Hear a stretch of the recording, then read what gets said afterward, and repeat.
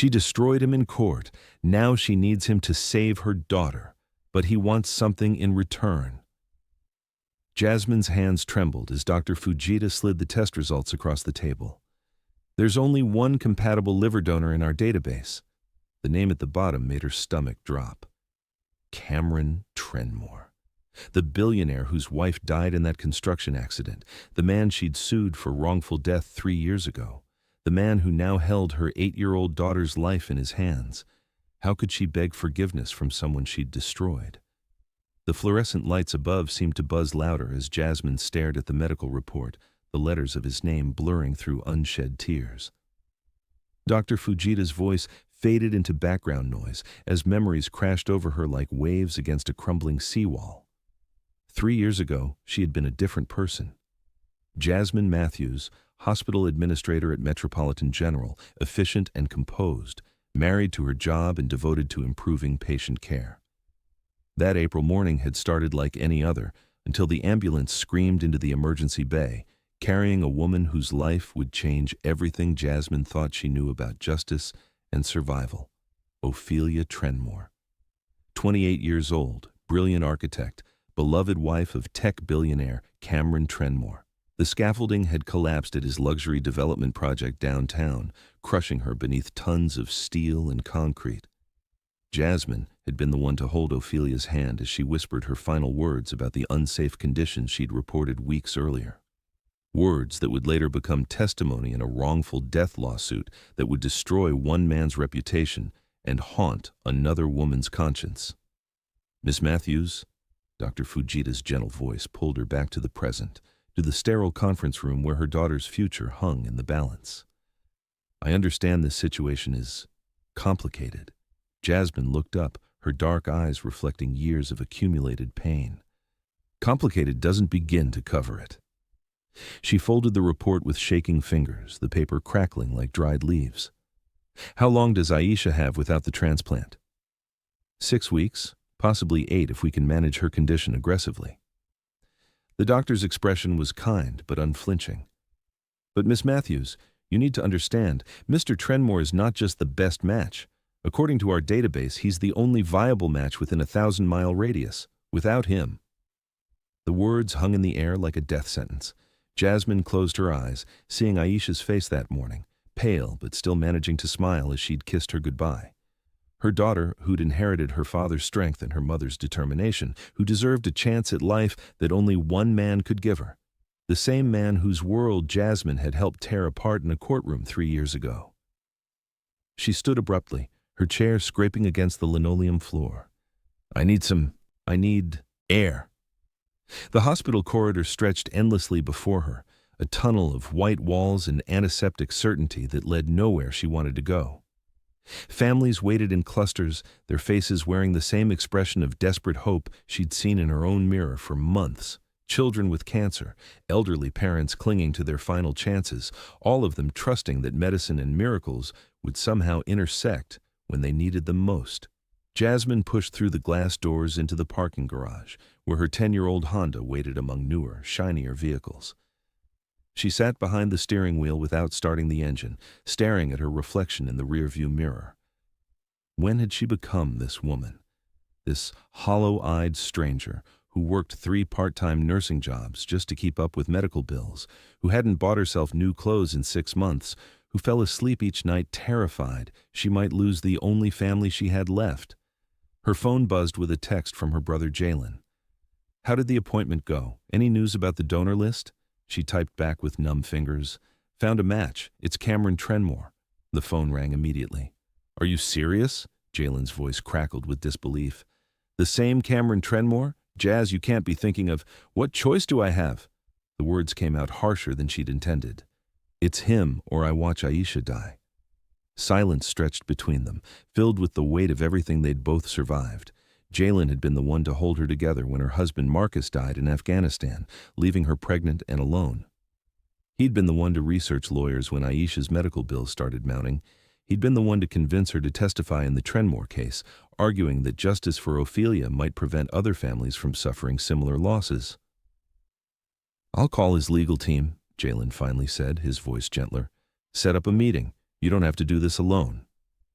But as Jasmine ended the call and stared at the concrete wall in front of her, she knew that wasn't true. This was the loneliest decision she'd ever have to make. She was about to walk into the office of a man whose life she'd helped destroy and beg him to save her daughter. The drive to Trenmore Industries took 43 minutes through downtown traffic that seemed designed to give her too much time to think. The gleaming glass tower rose 30 stories above the city, its angular design speaking of wealth and power that existed in a different universe from hospital waiting rooms and past-due medical bills. Security in the marble lobby recognized her name immediately. Word traveled fast in legal circles, apparently, because within minutes she found herself standing in an elevator that climbed silently toward the executive floors, her heart pounding harder with each passing floor number. The doors opened onto a reception area that belonged in an art museum. Abstract paintings hung on walls the color of storm, clouds, while furniture that probably cost more than her annual salary was arranged in perfect geometric harmony. A receptionist, with a smile as polished as the marble floors, directed her toward the corner office with floor-to-ceiling windows that offered a view of the entire city. And there he was. Cameron Trenmore stood with his back to the door, silhouetted against those impossible windows, and for a moment Jasmine forgot how to breathe. He was taller than she remembered from the courtroom, his shoulders broader beneath the perfectly tailored suit jacket. His hair had gone silver at the temples, making him look distinguished rather than aged, and when he turned to face her, those intense blue eyes held the same quiet storm she remembered from their brief encounters during depositions. Jasmine. Her name fell from his lips like a prayer and an accusation wrapped together. Time suspended itself in that marble-walled space, 3 years collapsing into a single heartbeat. She was back in that sterile courtroom, watching him listen to her testimony about his wife's final moments, seeing his composure crack just enough to reveal the devastation underneath. She was back in the hallway afterward, where their eyes had met for one impossible second, and she'd felt something electric pass between them before guilt and grief slammed the door shut. Cameron. His name felt foreign on her tongue, too intimate for enemies, too formal for the strange history they shared. He moved toward her with measured steps, and she noticed the way his hands trembled slightly before he clasped them behind his back. "I heard about Aisha's condition. I'm sorry." The simple words, spoken with genuine compassion, nearly undid her completely. She'd prepared for anger, for rejection, for the cold dismissal she probably deserved. She hadn't prepared for kindness. "You don't have to be sorry." She clutched her purse strap like a lifeline. "You don't owe us anything, I know that. Don't I?" He stopped just out of arm's reach, close enough that she could catch the subtle scent of his cologne, the same one that had lingered in the courthouse air 3 years ago. "A little girl is dying, and I might be able to help. That makes me owe her everything." The careful distance between them crackled with unspoken history. Jasmine found herself studying his face, noting the new lines around his eyes, the way his mouth held a tension that hadn't been there before. 3 years had changed them both, carved them into different versions of themselves. "The doctors say you're the only match in the database." The words tumbled out before she could polish them into something more dignified. "I know what I did to you. I know what my testimony cost you. But she's 8 years old, Cameron. She didn't choose any of this." Something shifted in his expression, a crack in the careful composure that reminded her suddenly of Ophelia's final moments. "No," he said quietly. "She didn't choose it. Neither did Damis. You." The unexpected gentleness in his voice made her eyes fill with tears she'd been holding back for hours.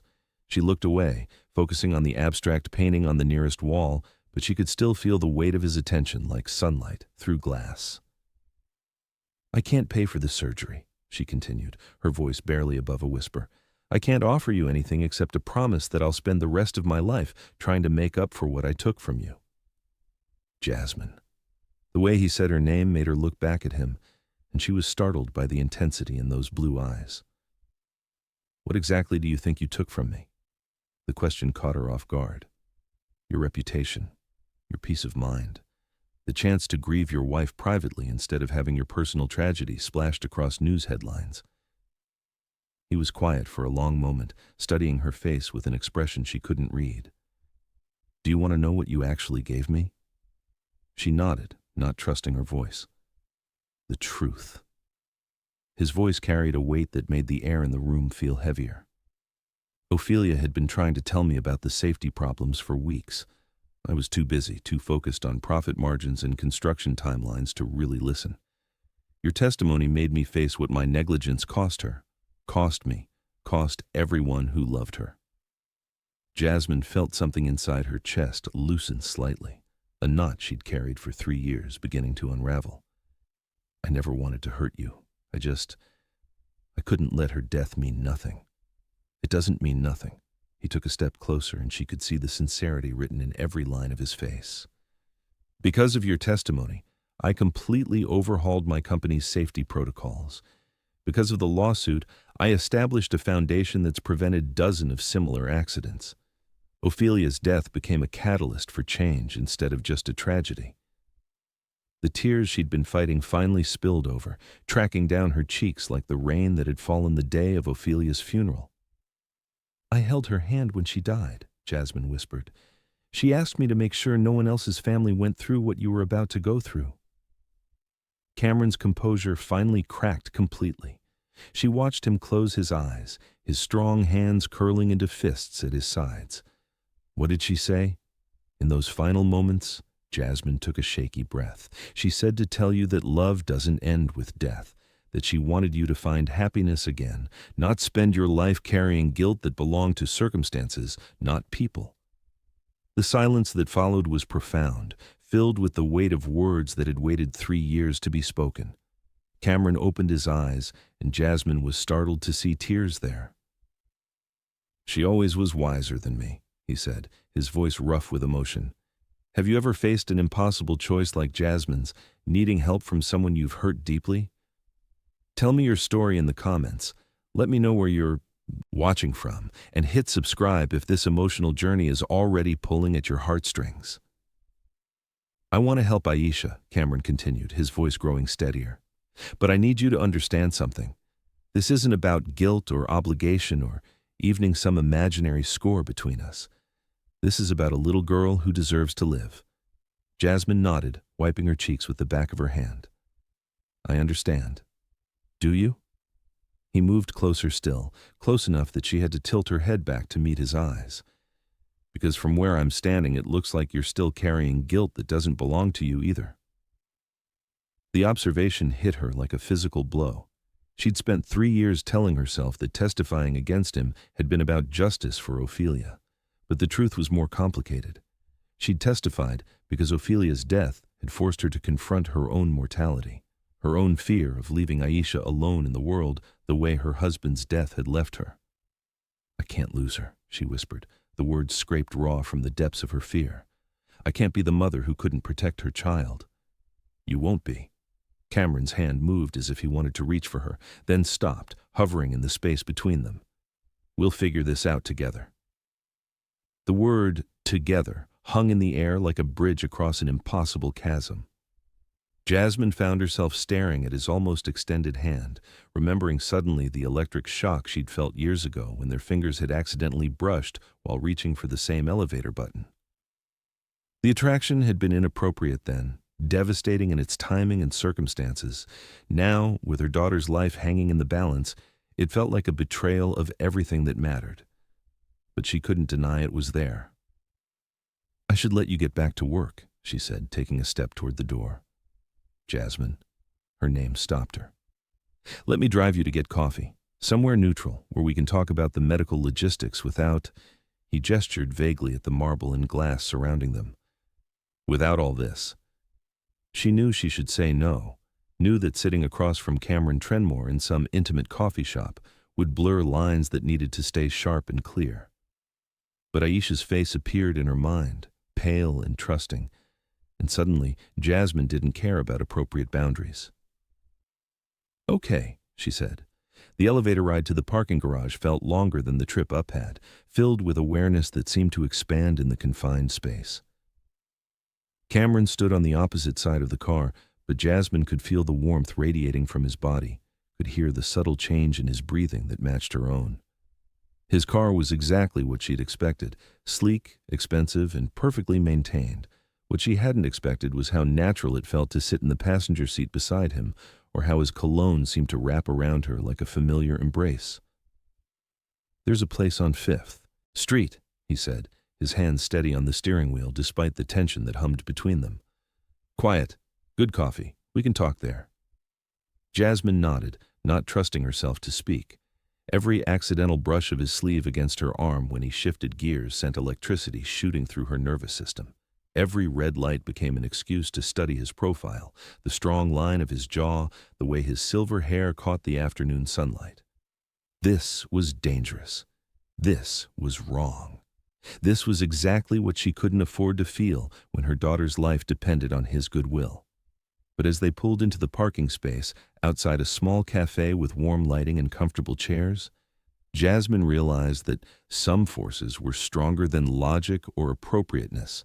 Some connections defied time and circumstances and the weight of history. Some attractions survived even the worst possible timing. The coffee shop wrapped around them like a cocoon, all exposed brick walls and the gentle hum of quiet conversations. Cameron chose a corner table where they could speak privately, and Jasmine found herself sitting across from him in a pool of golden lamplight that made everything feel softer, more intimate than the harsh fluorescence of hospitals and office buildings. "Tell me about her," Cameron said, his voice gentle. "About Aisha." Jasmine's face transformed as she spoke about her daughter, the worry lines smoothing away, her dark eyes lighting up with maternal pride. "She's stubborn like her father was, smart like—" She paused, smiling sadly. "Like her father was too, actually. Marcus always said she got my compassion but his determination. He died in Afghanistan. IED explosion when she was 2. The words still hurt to say, even after 6 years. He never got to see her start school, never got to teach her to ride a bike or help with homework. Sometimes I wonder if I'm failing him by not being enough for both of us." Cameron leaned forward, his blue eyes intense. "From what I've seen, you're raising an extraordinary little girl. That doesn't happen by accident." The sincerity in his voice made her chest tighten with emotion. "She asked me yesterday if dying hurts, 8 years old, and she's trying to comfort me about the possibility of her own death." "What did you tell her?" "The truth." Jasmine wrapped her hands around her coffee cup, seeking warmth. "That I would never let anything hurt her if I could prevent it. That sometimes grown-ups have to make difficult decisions to keep the people they love safe." The weight of those words settled between them, acknowledging the difficulty of what she was asking him to do. Cameron reached across the table, his fingers stopping just short of touching hers. "I think about Ophelia's death every day," he said quietly. "Not just the guilt or the what-ifs, but the waste of it. She was going to design schools for underprivileged kids.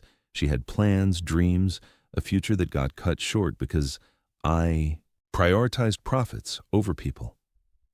Jasmine looked down at his hand, so close to hers that she could feel the warmth of his skin. "You can't bring her back by punishing yourself forever."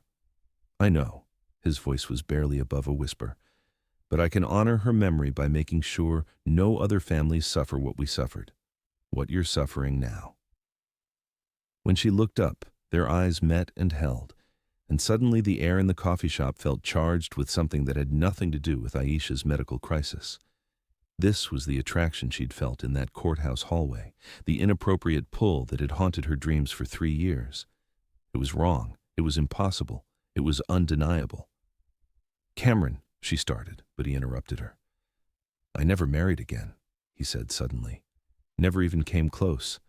People assume it's because I'm still grieving Ophelia, and that's partly true. But the real reason is that I haven't been able to stop thinking about the woman who held my wife's hand as she died. The woman whose testimony destroyed me and somehow saved me at the same time." Jasmine's world tilted on its axis. "You can't say things like that." "Why not? Because it's inappropriate? Because the timing is impossible?" He finally closed the distance between their hands, his fingers brushing against hers with devastating gentleness. "I've spent 3 years trying to convince myself that what I felt in that courthouse was just misplaced grief. But seeing you again today, seeing your strength and your devotion to your daughter, I can't pretend anymore." The contact, his warm palm against her trembling fingers, sent electric shocks up her arm and straight to her heart. She should pull away, should remind him that she was here as a desperate mother begging for her child's life, not as a woman who'd spent 3 years wondering what might have happened between them under different circumstances. Instead, she found herself leaning closer, drawn by something stronger than logic or appropriateness. "I can't do this," she whispered, but her fingers tightened around his. "Can't do what?"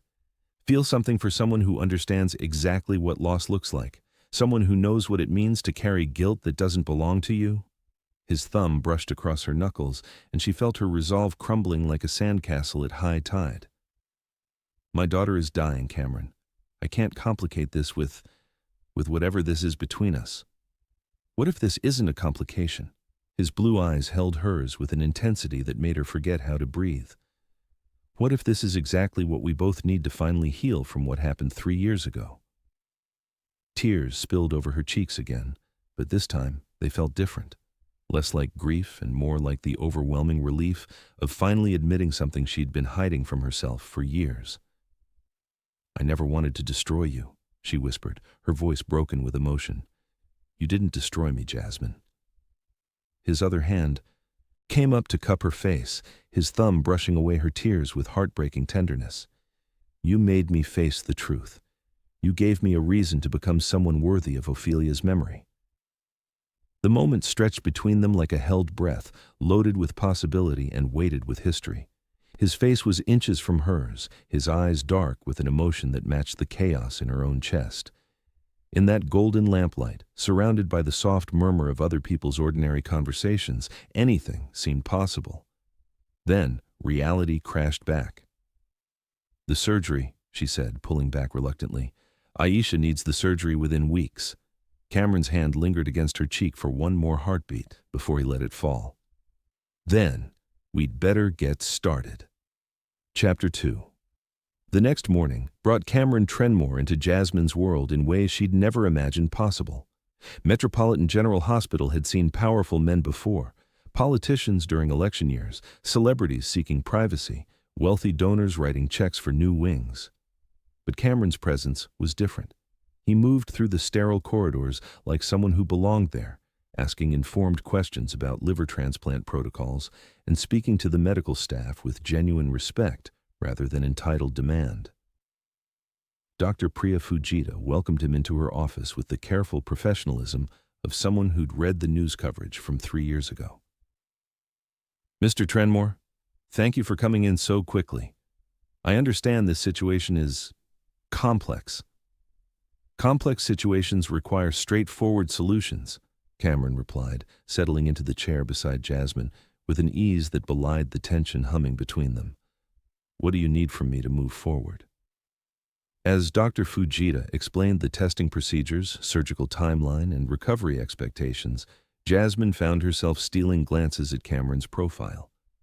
His attention was completely focused on the medical details, but she noticed how his hands clenched slightly when the doctor mentioned the risks to the donor, how his jaw tightened when she explained the urgency of Aisha's condition.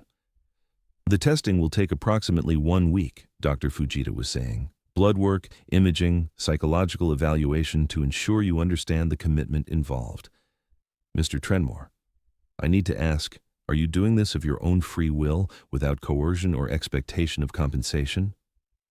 Cameron's blue eyes flicked toward Jasmine before returning to the doctor. "I'm doing this because a little girl needs help, and I'm in a position to provide it. Nothing more complicated than that." But Jasmine heard the slight roughness in his voice, saw the way his fingers drummed once against his thigh. This was costing him something, not financially, but emotionally.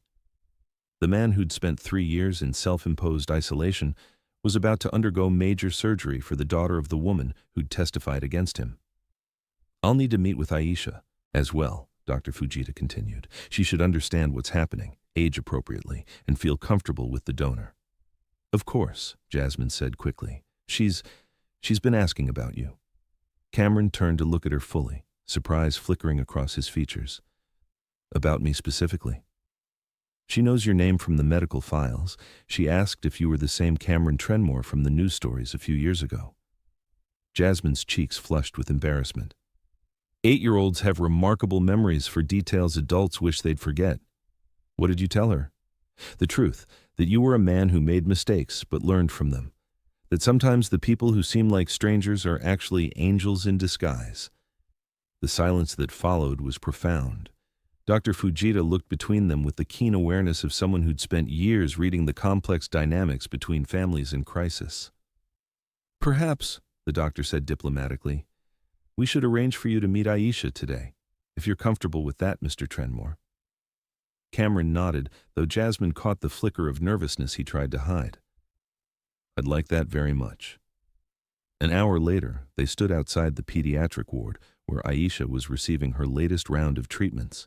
Jasmine's heart hammered against her ribs as she watched Cameron study the cheerful murals covering the walls, cartoon animals and rainbow clouds designed to make sick children smile. "She's going to ask you difficult questions," Jasmine warned. "She's not like other 8-year-olds. Living with chronic illness has made her older somehow." "I can handle difficult questions." Cameron's voice was gentle but determined.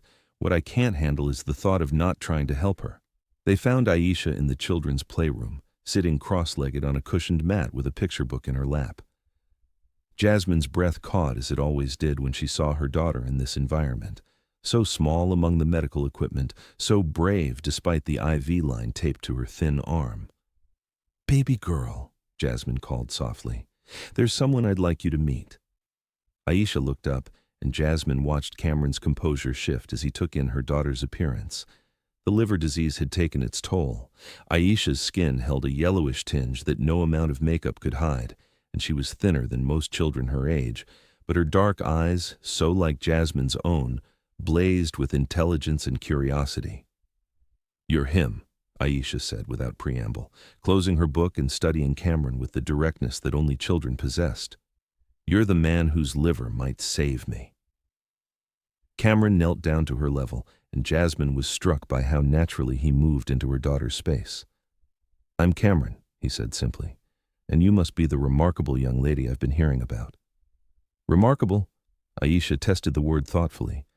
"Most people say sick or brave or poor little girl. I like remarkable better." "That's because remarkable is what you are." Cameron settled onto the mat beside her, his expensive suit incongruous among the bright cushions and children's toys. "Your mom tells me you like to read." Aisha nodded, holding up her book. "This one's about a girl who finds a magical garden that can heal anything. Do you think that's possible? Magic, I mean?" The question held the weight of every hope and fear an 8-year-old could carry. Cameron considered it seriously. "I think," he said carefully, "that the most powerful magic is when people choose to help each other, even when it's difficult or scary. Like doctors who spend years learning how to heal, or mothers who never give up fighting for their children. Or billionaires who donate parts of their bodies to kids they don't even know." Aisha's voice held a wisdom that made Jasmine's chest ache. Cameron glanced at Jasmine before answering. "Especially that." What happened next would stay with Jasmine forever. Aisha, who'd been cautious around strangers since her diagnosis, scooted closer to Cameron and placed her small hand on his much larger one. "Are you scared?" she asked quietly. "Terrified," Cameron admitted, and Jasmine loved him a little for his honesty. "Me too." Aisha's voice was barely above a whisper. "But Mama says that being brave doesn't mean not being scared. It means doing the right thing even when you're scared. Your mom is very wise. She cries sometimes when she thinks I'm sleeping." Aisha's words hit Jasmine like physical blows. "I pretend I don't hear because I think it helps her feel better. Do you cry sometimes too?" Cameron's hand turned palm up beneath Aisha's, his fingers gently curling around hers. "Yes," he said quietly. "I do." "About your wife who died." Jasmine started to intervene, but Cameron shook his head slightly. "About my wife," he agreed, "and about mistakes I made that hurt people, and sometimes about feeling lonely even when I'm surrounded by people." Aisha nodded as if this made perfect sense. "I get lonely too, even though Mama never leaves me alone. It's a different kind of lonely, isn't it? Like being homesick for a place you've never been." The observation was so profound, so perfectly articulated, that Cameron had to clear his throat before responding. "Exactly like that." They talked for another hour, about books and favorite foods and what it felt like to be afraid but hopeful at the same time. Jasmine watched her daughter bloom under Cameron's attention, saw how he listened to her with the same intensity he'd shown in business meetings, as if her 8-year-old insights were the most important things he'd ever heard. When visiting hours ended and they had to leave, Aisha hugged Cameron with the fierce intensity of a child who'd learned not to take connections for granted. "Thank you," she whispered against his shoulder, "for being brave with me." Cameron's arms tightened around her small frame. "Thank you for reminding me what bravery actually looks like." In the elevator afterward, neither adult spoke until they reached the parking garage. Then Cameron stopped walking and turned to face Jasmine, his expression raw with emotion. "She's extraordinary," he said, his voice thick. "Absolutely extraordinary." "She likes you." Jasmine's own voice was unsteady. "That doesn't happen often with strangers." "I don't feel like a stranger to her, or to you." His blue eyes held hers with an intensity that made the concrete walls seem to disappear. "Is that crazy?" Before Jasmine could answer, her phone buzzed with a text from her supervisor at the clinic where she worked evening shifts. "Double shift tonight," she said, reading the message. "One of the other nurses called in sick." "You can't work a double shift after the day you've had." Cameron's concern was immediate and genuine. "You're exhausted." "I can't afford not to work." The words came out harsher than she'd intended, edged with the frustration of 3 years spent juggling impossible schedules. Medical bills don't pause for emotional exhaustion. Something shifted in Cameron's expression. "Let me help with that." "No." Jasmine's response was instant and sharp. "Absolutely not. You're already donating part of your liver. I won't take your money, too." "Why not? I have more than I could spend in 10 lifetimes, and you're working yourself to exhaustion trying to afford your daughter's medical care." "Because I won't be indebted to you any more than I already am." The words hung between them, like a wall suddenly erected in the parking garage's fluorescent lighting. Cameron stepped closer, his voice gentle but firm. "This isn't about debt, Jasmine. This is about pragmatism. You need to be rested and healthy for Aisha's surgery and recovery. Working 16-hour shifts isn't going to accomplish that. And accepting charity from the man whose life I helped destroy isn't going to accomplish anything except making me feel even worse about the entire situation." "Charity?" Cameron's voice sharpened with something that might have been hurt. "Is that what you think this is?" "Isn't it?" Jasmine's exhaustion was making her defensive, turning fear into anger because anger was easier to carry. "Rich man saves poor single mother and her dying daughter? It's a nice story for your foundation's newsletter." The words hit their target. She watched Cameron's face close off, his professional mask sliding back into place. "You're right," he said quietly. "I apologize for overstepping." Immediately, Jasmine felt the loss of his warmth like a physical chill. "Cameron, I didn't mean—" "Yes, you did." His voice was calm but distant. "And maybe you should. This situation is complicated enough without blurring the lines between medical necessity and whatever this is between us." He was right, and they both knew it. But as Jasmine watched him walk toward his car with measured steps, she felt like she was losing something precious before she'd even fully understood what it was. The double shift at the clinic passed in a haze of routine medical tasks and worried thoughts. Jasmine found herself thinking about Cameron's hands as they'd gently held Aisha's, about the way he'd listened to an 8-year-old's philosophical insights, as if they contained the secrets of the universe. She thought about the moment in the coffee shop when he'd touched her face with such tenderness, and the way her body had responded to his closeness despite every rational reason to maintain distance. By 3 a.m, she was exhausted enough to admit the truth she'd been avoiding. She was falling for Cameron Trenmore. Not because he could save Aisha's life, though she was grateful for that beyond words. She was falling for the man who knelt on children's playmats in expensive suits, who admitted his fears to an 8-year-old, who carried guilt like a stone in his chest and somehow still found room for kindness. It was the worst possible timing, the most inappropriate circumstances, the kind of emotional complication that could destroy everything if she wasn't careful, and she was absolutely powerless to stop it. Her phone buzzed with a text message at 3:47 a.m. Cameron's name on the screen made her pulse quicken despite her exhaustion. "Couldn't sleep, thinking about Aisha's question regarding magic. I think she might be onto something." The real magic isn't in gardens or fairy tales. It's in the connections we make when we're brave enough to be vulnerable with each other. Sweet dreams, Jasmine. She stared at the message for a full minute before typing back. The bravest thing I've ever done was walk into your office yesterday. Thank you for not turning me away. His response came immediately. The bravest thing I've ever done was let myself hope again. Thank you for giving me a reason.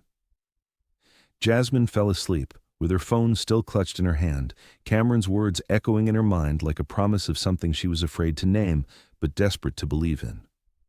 The next morning brought the beginning of Cameron's medical testing, and with it, a shift in the delicate balance they'd been trying to maintain. Jasmine arrived at the hospital to find him already in the pre-testing area, dressed in scrubs that somehow made him look more approachable, more human than the business suits that had defined their previous encounters. You didn't have to come, he said when he saw her, but his smile suggested he was glad she had. Yes, I did. She settled into the chair beside his gurney, noting how the hospital lighting brought out the silver in his hair. You're doing this for Aisha. The least I can do is be here while you go through the process. The testing was extensive and invasive. Blood draws that left his arms marked with needle punctures, imaging scans that required him to lie motionless for extended periods, psychological evaluations that probed his motivations with clinical precision. Through it all, Jasmine found herself studying his face, watching for signs of doubt or regret that never came.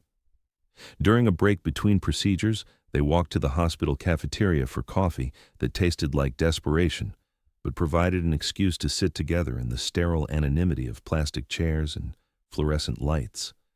The psychologist asked me about my relationship with you, Cameron said without preamble. Jasmine's coffee cup paused halfway to her lips. What did you tell her? The truth, that I barely know you, but what I do know suggests you're an extraordinary mother and a remarkable woman who's been carrying guilt that doesn't belong to her.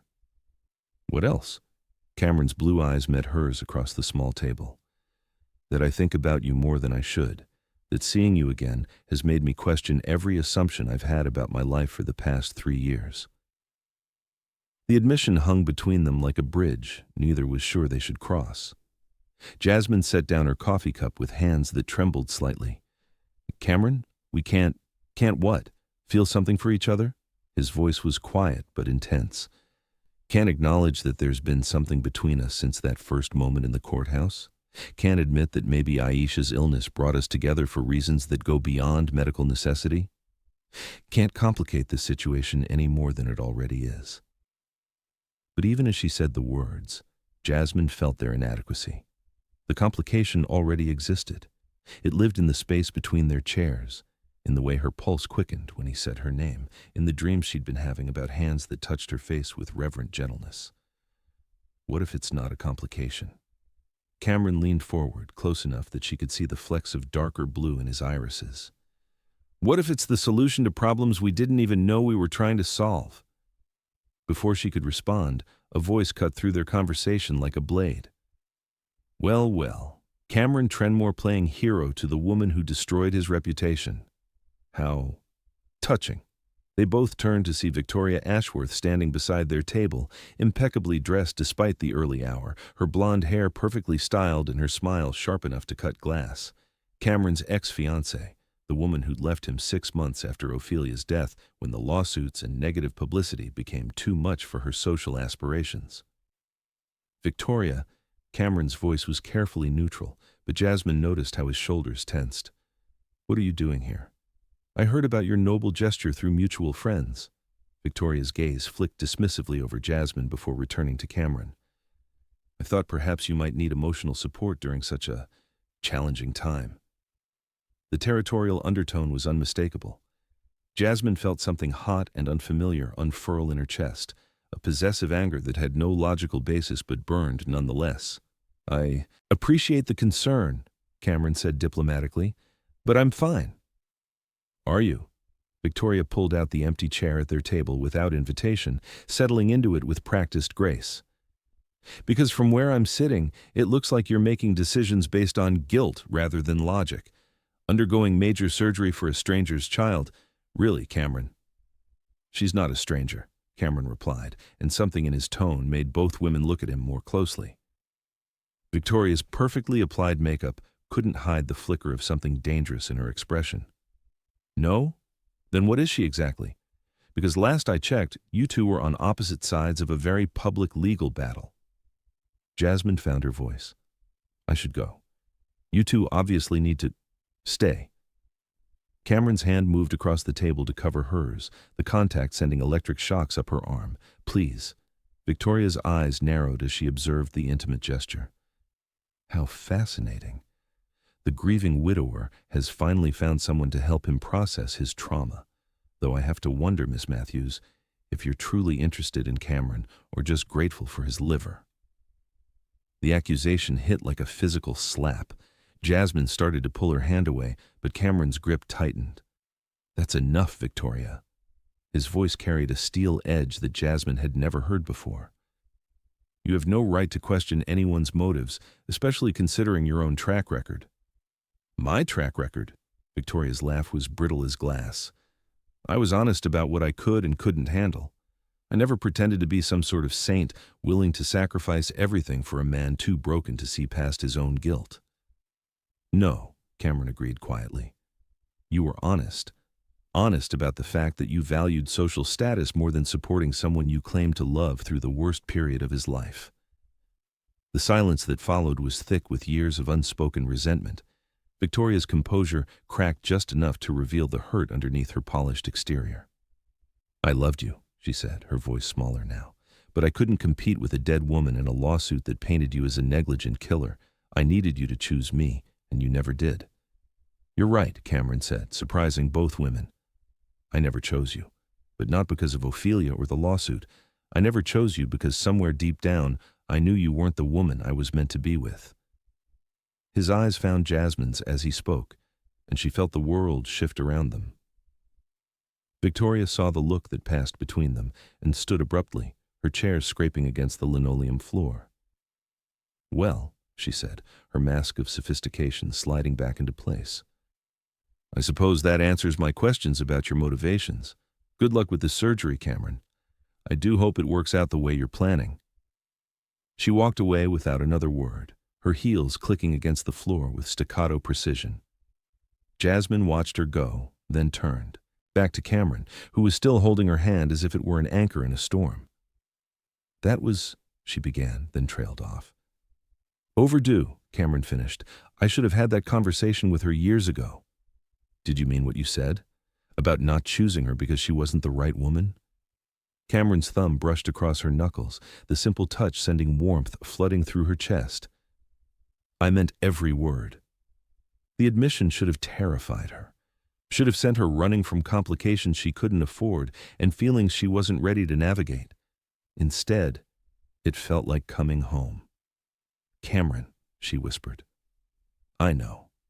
His voice was rough with emotion. I know this is impossible timing. I know you're here because your daughter needs my liver, not because you're looking for romance. I know that getting involved with me could complicate everything in ways that might hurt Aisha. Then why did you tell Victoria the truth?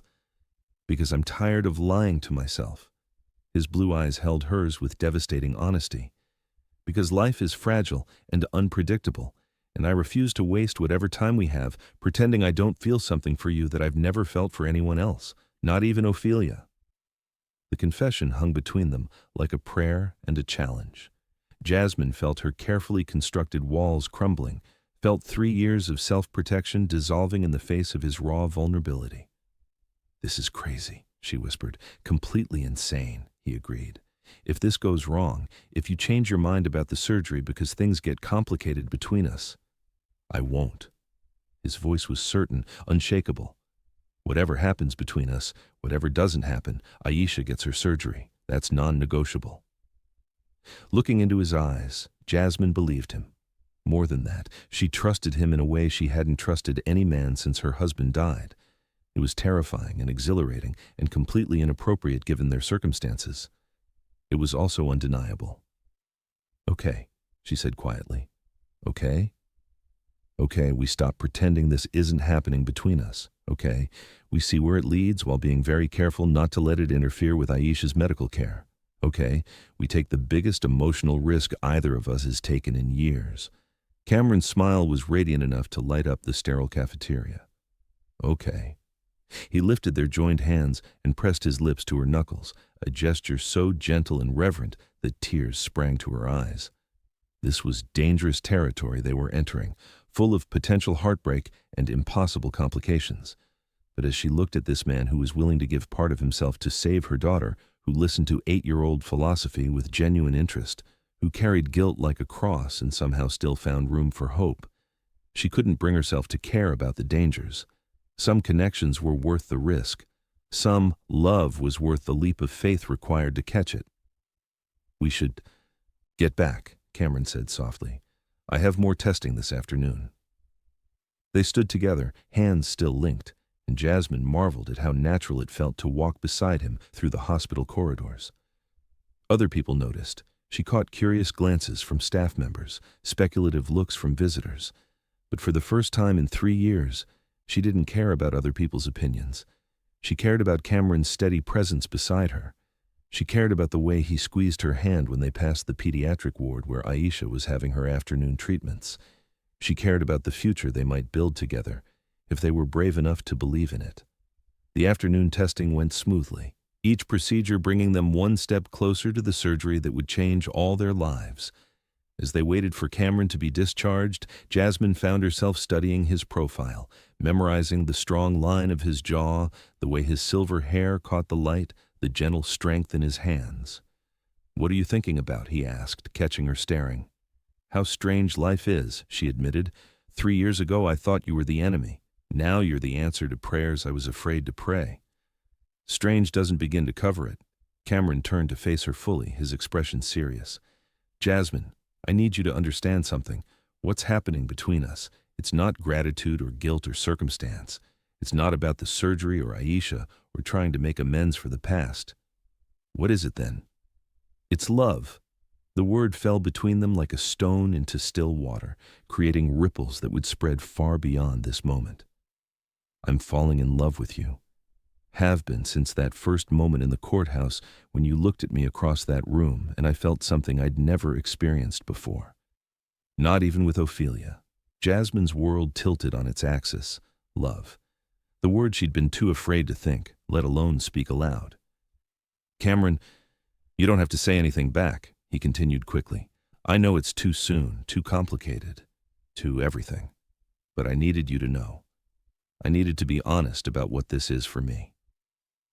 She looked at this man who was willing to undergo major surgery for her daughter, who'd admitted his fears to an 8-year-old, who carried 3 years of guilt and somehow still had room in his heart for new love.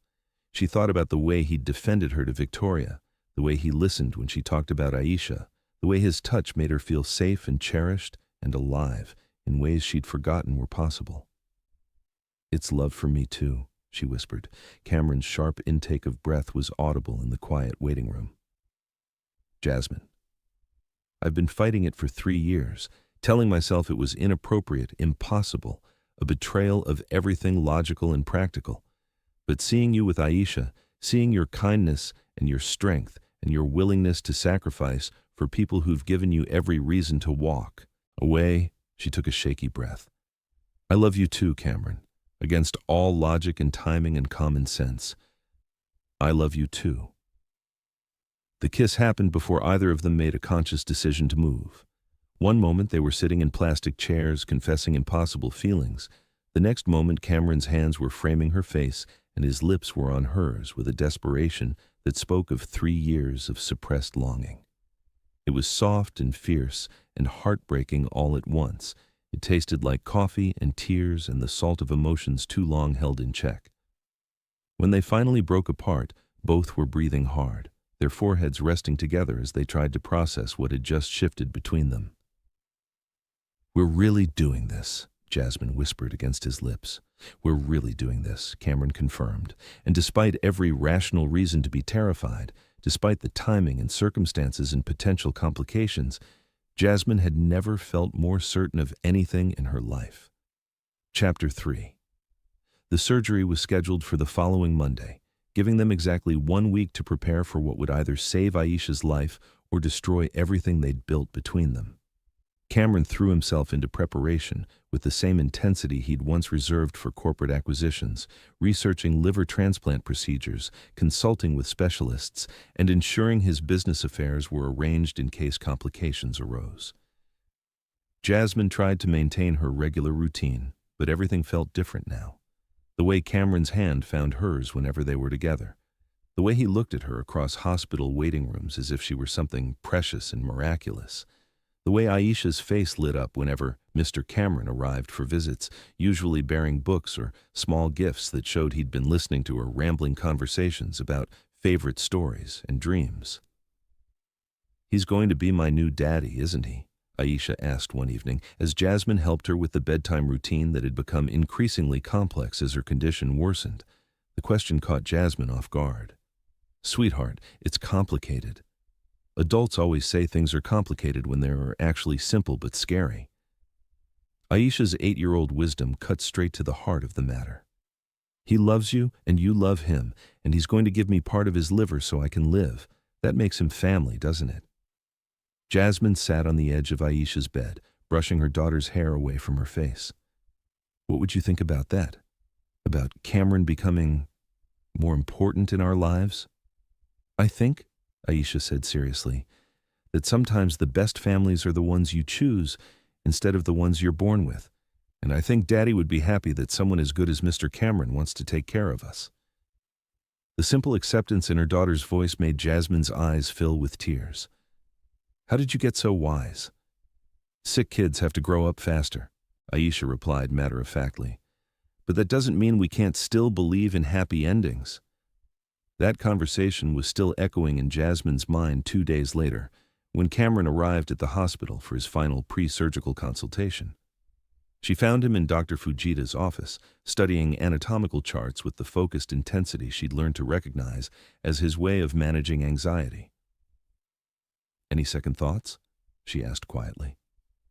Cameron looked up from the medical diagrams, his blue eyes steady despite the magnitude of what lay ahead. "About the surgery? Never. About us? Only whether I'm selfish for wanting both. To save Aisha and to build a life with you afterward."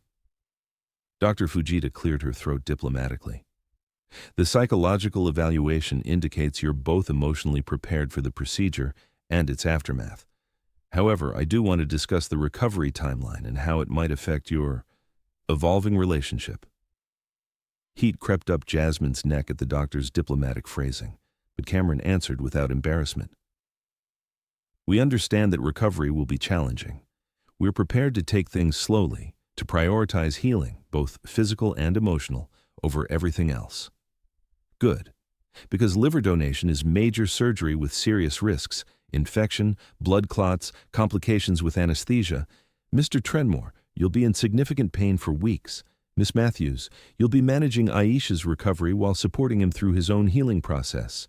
The emotional and physical demands will test even the strongest relationships." The stark medical reality sobered them both. This wasn't a romantic gesture from a movie. It was major surgery with life-altering consequences for everyone involved.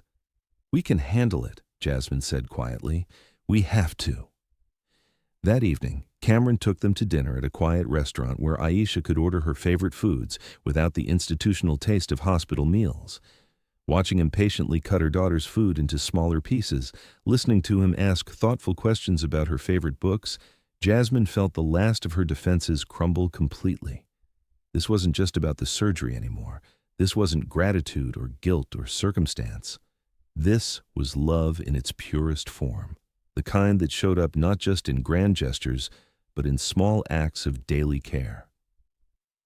After dinner, Cameron insisted on driving them home to their modest apartment, citing safety concerns about Jasmine's exhaustion levels.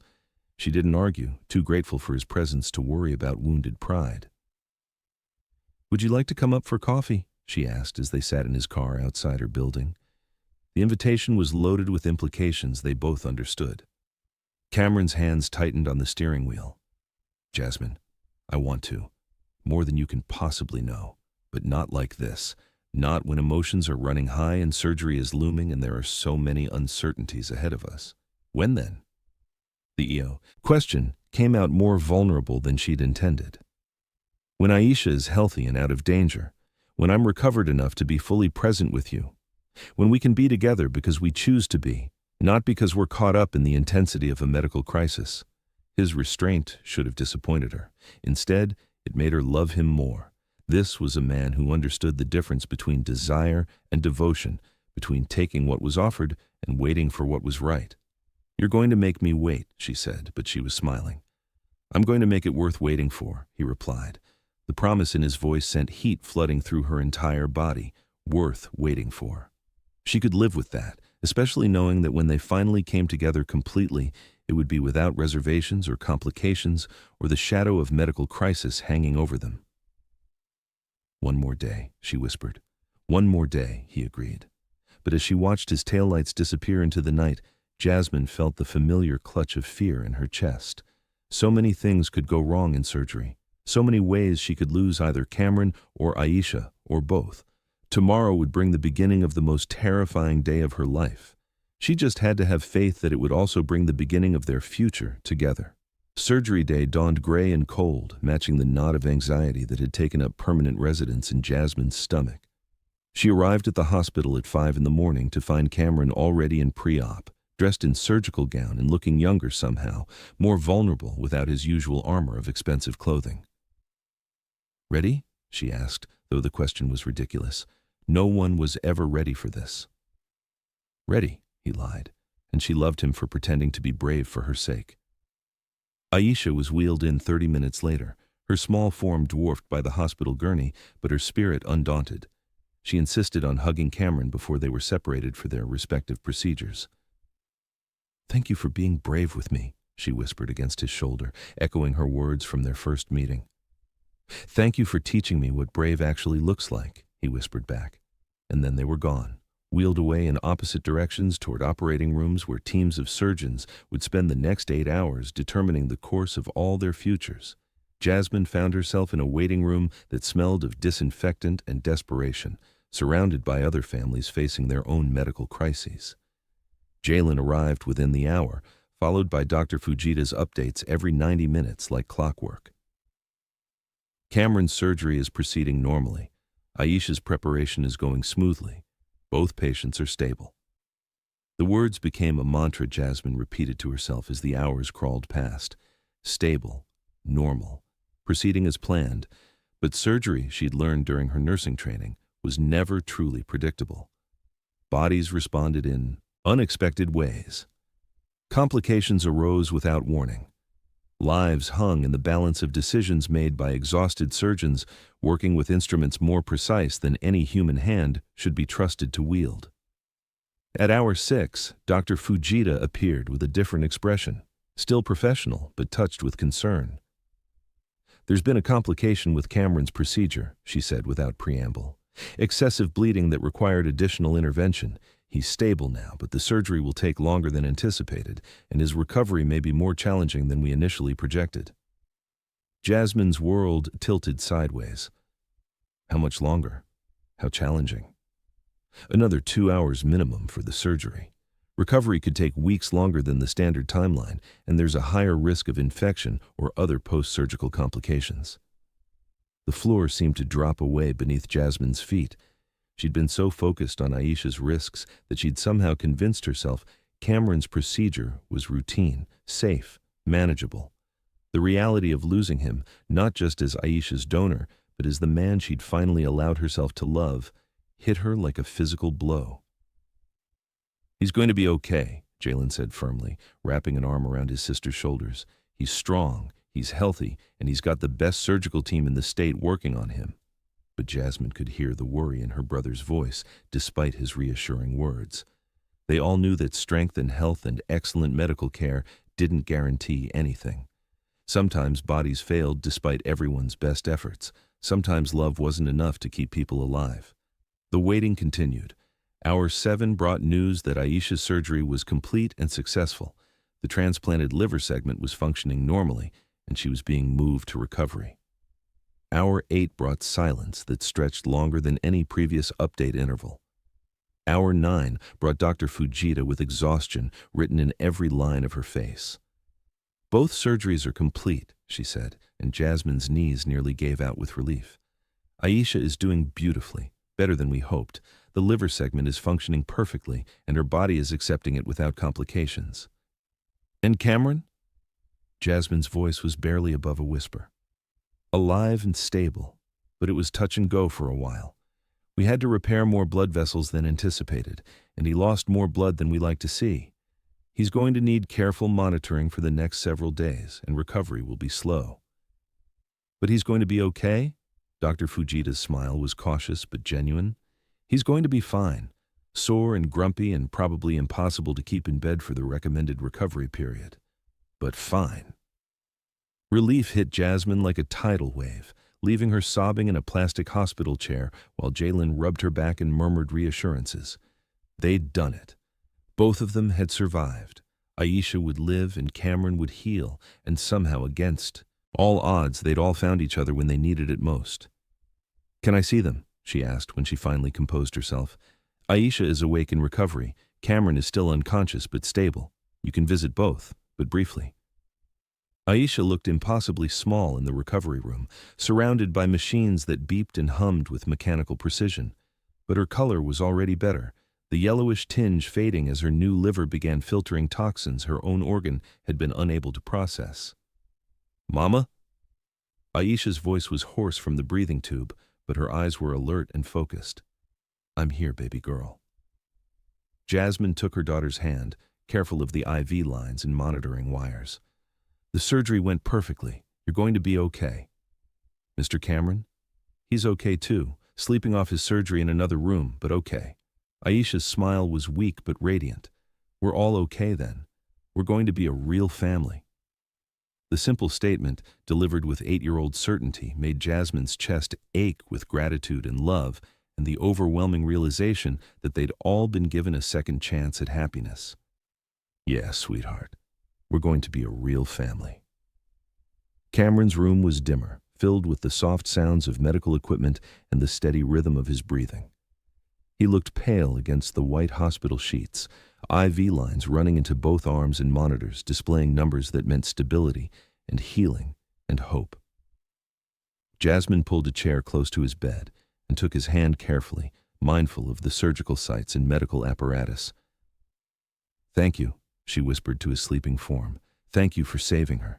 Thank you for giving us a chance at this life together. Thank you for being brave enough to love us both. His fingers twitched slightly in her grasp, whether from dreams or medication or some unconscious awareness of her presence, she couldn't tell. But she chose to believe it was his way of saying he'd heard her, that even in medicated sleep, he knew she was there. I'll be here when you wake up, she promised. We both will. Your girls will be here. And in that quiet recovery room, surrounded by the mechanical sounds of healing and hope, Jasmine finally allowed herself to believe in the future they were building together. One surgery at a time, one day at a time, one act of love at a time, they were going to be okay. All of them. Together. Chapter 4. Recovery was nothing like the medical pamphlets had described. Those clean, optimistic brochures spoke of linear healing, predictable milestones, and gradual returns to normal life.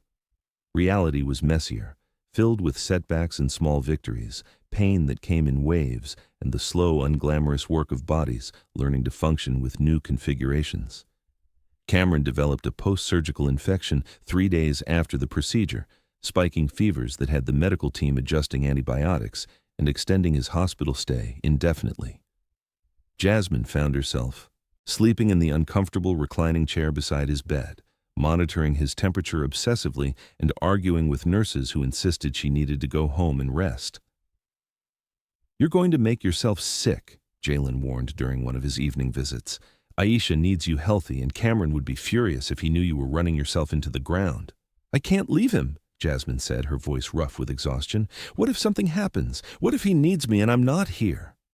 What if you collapse from exhaustion and then none of you have what you need? Jalen's voice was gentle but firm. Jazz, you've been here for 4 days straight. You haven't showered, you've barely eaten, and you're starting to look like a zombie extra from a horror movie. But Jasmine couldn't explain the panic that seized her chest whenever she considered leaving Cameron's bedside. She'd watched her husband deploy to Afghanistan healthy and confident, only to receive a phone call 6 months later informing her that he'd never come home. She'd testified in a courtroom where a woman's husband learned that negligence had stolen his wife's future. She knew too well how quickly everything could change, how easily love could be ripped away by circumstances beyond anyone's control. So she stayed, dozing fitfully in the hospital chair while machines beeped their electronic lullabies and nurses came and went in their silent-soled shoes. She was there when Cameron's fever finally broke on day 5, when he opened his eyes for the first time since the infection had taken hold. "Jasmine," he whispered, his voice hoarse from days of unconsciousness. "I'm here." She leaned forward, taking his hand carefully. "How do you feel?" "Like I was hit by a truck driven by another truck." His attempted humor was weak but encouraging. "How long?" "5 days since surgery. You had an infection, but it's clearing up now." Cameron's eyes focused on her with growing concern. "You look terrible." "Charming as always," she replied, but she was smiling through tears of relief. "I'm serious. When's the last time you went home? Ate a real meal? Talked to Aisha?" "Aisha's fine. Jalen's been staying with her, and the doctors say her recovery is ahead of schedule. The liver segment is functioning perfectly." "That's not what I asked." Cameron's grip on her hand tightened despite his weakness. "Jasmine, you can't take care of everyone if you don't take care of yourself first." "I couldn't leave you." The admission came out smaller than she'd intended. "I was afraid that if I left, something would happen and I wouldn't be here to help somehow." Understanding dawned in Cameron's eyes. "Like with Marcus?" She nodded, unable to speak around the emotion clogging her throat. "This isn't Afghanistan," he said gently. "I'm not deploying to a war zone. I'm in a hospital with excellent medical care, surrounded by people whose job it is to monitor my vital signs and adjust medications and make sure nothing terrible happens while you're gone." "I know that logically. But fear isn't logical." Cameron's thumb brushed across her knuckles. "I understand, believe me. But I need you to understand something too. I didn't undergo this surgery just to save Aisha's life. I did it because I want a future with both of you, and that future requires all of us to be healthy and whole. You're lecturing me about health while lying in a hospital bed with surgical drains and an IV antibiotic drip. Which is exactly why I have the authority to lecture you." His smile was weak but genuine. "Go home, shower, eat something that doesn't come from a vending machine, hug your daughter, sleep in a real bed for 8 consecutive hours. What if— No what ifs, I'll be here when you get back, I promise." The word promise hung between them, weighted with all the promises that had been broken by circumstances beyond anyone's control. But looking into Cameron's steady blue eyes, Jasmine found herself believing him. This promise felt different, stronger, built on a foundation of choice rather than circumstance. "Okay," she said finally, "but I'm coming back tomorrow morning." "I wouldn't expect anything less." Home felt foreign after 5 days in the hospital's artificial environment. Her apartment was too quiet, the colors too bright, the space simultaneously too small and too empty without Cameron's presence filling it. But the hot shower felt like a religious experience, and eating food that hadn't been microwaved in a hospital cafeteria reminded her that her body needed fuel to function. Aisha was napping when Jasmine arrived at Jalen's house, looking healthier than she had in months. The yellowish tinge was completely gone from her skin, and she'd gained weight despite the recent surgery. The liver transplant had given her daughter back not just her future, but her present. "Mama!" Aisha woke up as soon as Jasmine sat down on the edge of the bed. "Is Mr. Cameron okay? Uncle Jalen said he had a fever." "He's much better now. The fever broke this morning, and he's going to be fine." "Good." Aisha snuggled closer to her mother. "I was worried. He can't marry you if he's sick in the hospital." Jasmine blinked in surprise. "Who said anything about marriage?" "Nobody has to say it, it's obvious." Aisha's 8-year-old logic was unassailable.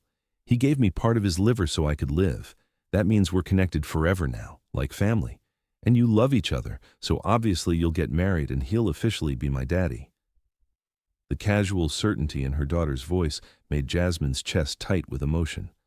"Sweetheart, marriage is complicated." "Only because adults make it complicated. It's actually very simple. Do you love him?" "Yes." Does he love you? Yes? Does he want to be my daddy?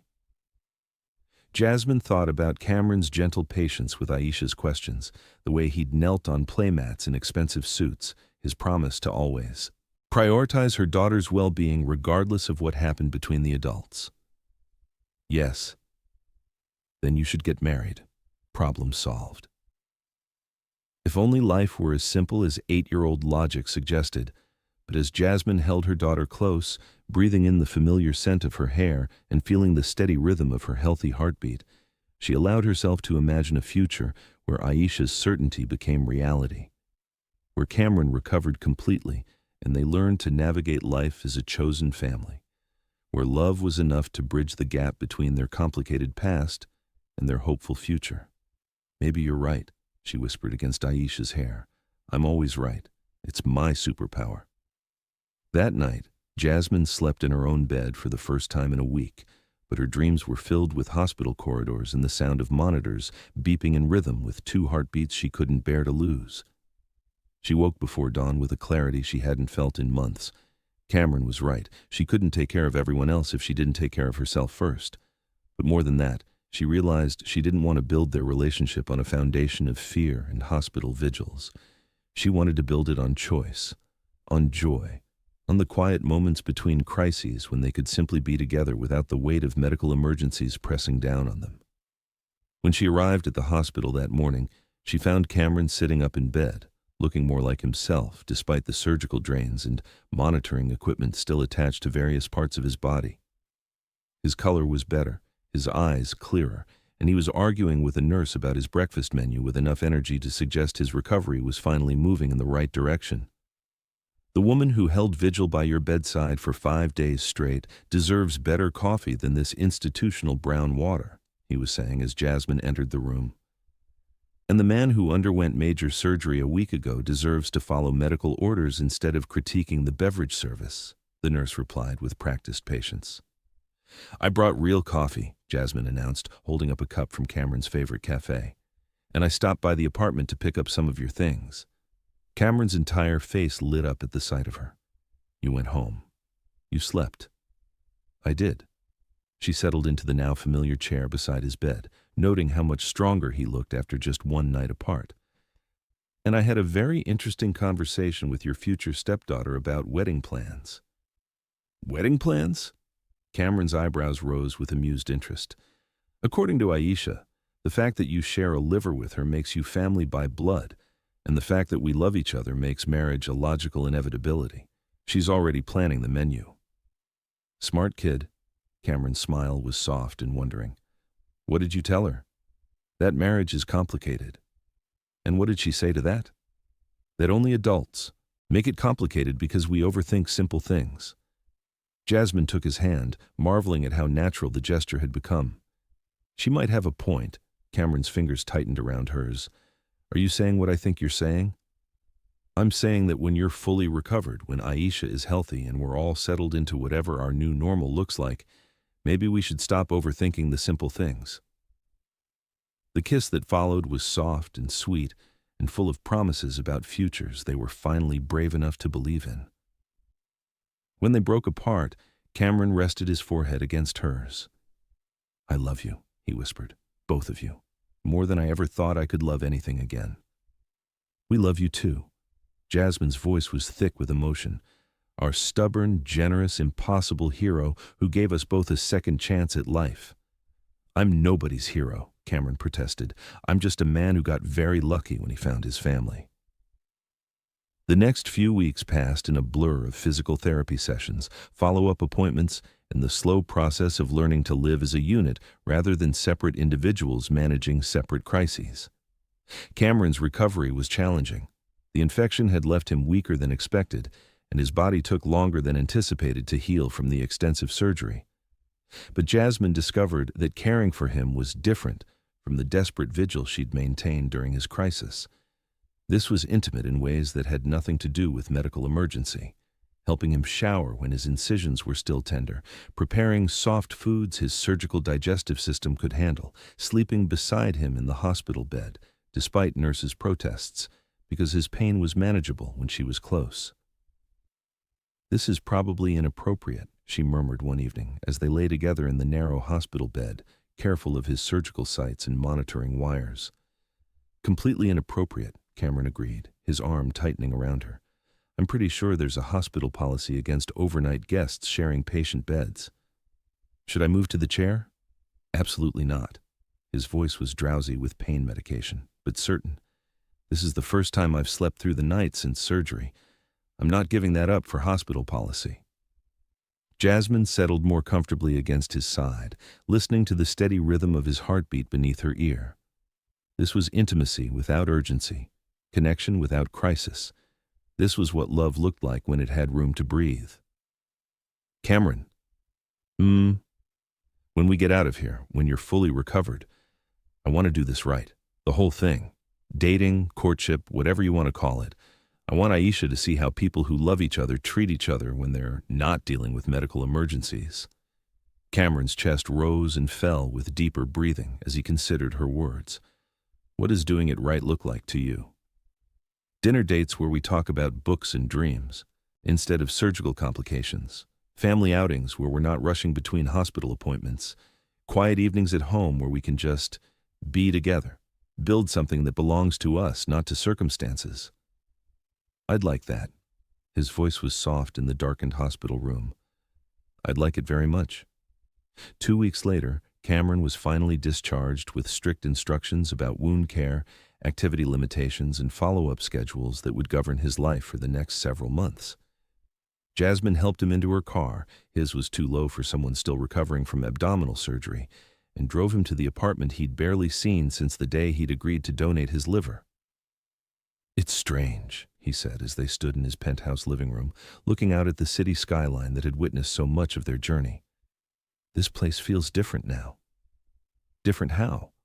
"Less like a mausoleum, more like a home I might actually want to live in." He turned to face her, his blue eyes serious. "Will you stay? Tonight, I mean. I know it's probably too soon, and I'm not suggesting anything inappropriate given my current surgical status, but I'd like to not be alone on my first night out of the hospital."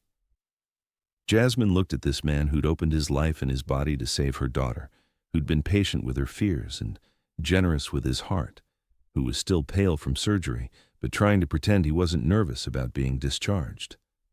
"I'll stay," she said simply. That night, they lay together in Cameron's king-sized bed, the first time they'd shared sleeping space that wasn't constrained by hospital equipment or visiting hour restrictions. Cameron fell asleep almost immediately, exhausted by the effort of maintaining normalcy during his first day of freedom. But Jasmine lay awake for a long time, listening to his breathing and marveling at the path that had brought them to this moment. 6 months ago, Cameron Trenmore had been a name on a medical report, a reminder of testimony she'd given and guilt she'd carried. Now he was the man sleeping beside her, his hand resting trustingly on her hip, his presence filling spaces in her life she hadn't realized were empty. Tomorrow would bring new challenges, helping him navigate recovery at home, managing Aisha's ongoing medical needs, figuring out how to blend their lives in practical ways. There would be difficult conversations about money and parenting and the logistics of building a family from scratch. But tonight, in the quiet darkness of Cameron's bedroom, Jasmine allowed herself to simply be grateful.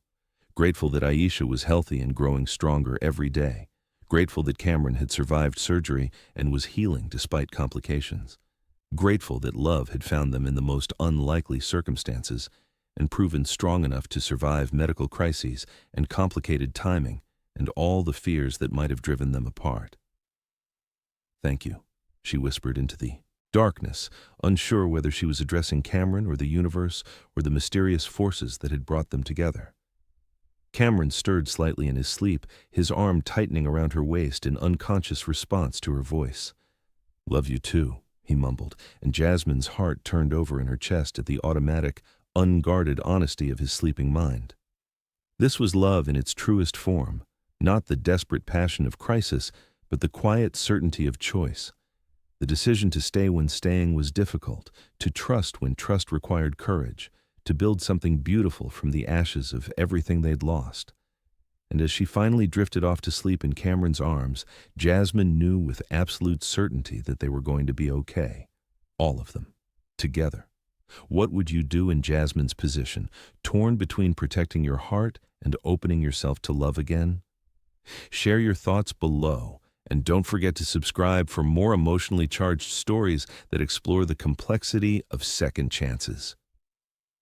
Recovery at home proved to be both easier and more challenging than hospital care had been.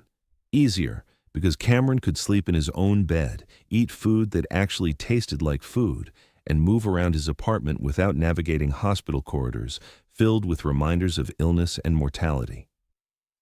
More challenging because the controlled environment of medical supervision had been replaced by the messy reality of daily life with surgical limitations and ongoing healing.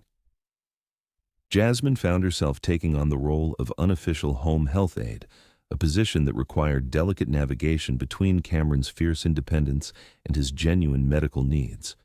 He was, as Dr. Fujita had predicted, a terrible patient, impatient with restrictions, frustrated by his body's limitations, and determined to return to normal activity levels weeks before his body was ready. "You're supposed to be taking short walks, not checking emails," Jasmine said one morning, finding him at his home office computer instead of resting as ordered. "I'm sitting down," Cameron pointed out reasonably, "and I'm not lifting anything heavier than a coffee cup. Your definition of light activity needs serious adjustment." But she was smiling as she said it, settling onto the arm of his desk chair and reading over his shoulder. "What's so urgent it can't wait another week?" "Foundation business. I'm trying to finalize funding for a new workplace safety initiative, and the paperwork requires my signature before the end of the month." Jasmine studied the documents on his screen, noting the amounts involved and the scope of the proposed program. The Ophelia Trenmore Foundation had grown significantly since its establishment 3 years ago, expanding from construction safety into broader workplace protection advocacy. "This is important work," she said quietly. "It's the most important work I've ever done." Cameron's voice carried a weight that spoke to more than professional satisfaction. "Every safety protocol we establish, every workplace accident we prevent, it means Ophelia's death created something meaningful instead of just being a tragedy." The sincerity in his voice made Jasmine's chest tight with emotion. This was how he'd processed his grief, by channeling it into purpose, by ensuring that his wife's death led to protections for other families. "She would be proud of what you've built," Jasmine said softly. Cameron's hand found hers, their fingers intertwining with the natural ease that had developed during weeks of crisis and recovery. "I think she'd be proud of us, of what we've built together." The observation settled into the space between them like a benediction. They had built something together, not just a relationship, but a family, a future, a way of loving that honored the past while embracing the present. "Cameron," Jasmine began, then hesitated. "What is it?" "I've been thinking about what happens next. When you're fully recovered, when Aisha's settled into her new normal, when we don't have medical appointments governing our schedules. And I want to contribute to the foundation." The words came out in a rush, as if speaking them quickly would make them less presumptuous. "I know it's your project, your way of honoring Ophelia, and I don't want to intrude on something so personal. But I have medical experience, and I understand what families go through when workplace accidents happen, and I think I could help." Cameron turned in his chair to face her fully, his expression unreadable. "You want to work for the foundation?" "With the foundation. As a partner, not an employee. I know I can't contribute financially the way you do, but I can contribute expertise and time and—" She trailed off, suddenly uncertain. "And heart," Cameron finished quietly. "You want to contribute heart?" "Yes." The silence that followed felt loaded with possibility. Cameron studied her face with an intensity that made her pulse quicken. "There's something you should know," he said finally. "About the foundation, about Ophelia, about why this matters so much to me." Jasmine waited, sensing the importance of whatever revelation was coming. "The night before she died, Ophelia and I had dinner with another couple, friends from college who were expecting their first baby. We talked about starting our own family, about the kind of parents we wanted to be, about building something together that would last beyond our own lifetimes." His voice grew rougher with emotion. "The next morning, she died, because I prioritized profit margins over the safety concerns she'd been raising for weeks. Not only did I lose her, I lost the future we'd been planning together, the children we'd never have, the legacy we'd never build. Jasmine felt tears prick her eyes at the rawness in his voice. When I established the foundation, I told myself I was doing it to honor her memory, and that was true. But it was also a way of trying to build something lasting when I'd convinced myself I'd never have a family or a legacy in the traditional sense. He paused, his thumb brushing across her knuckles. Now I have you, and Aisha.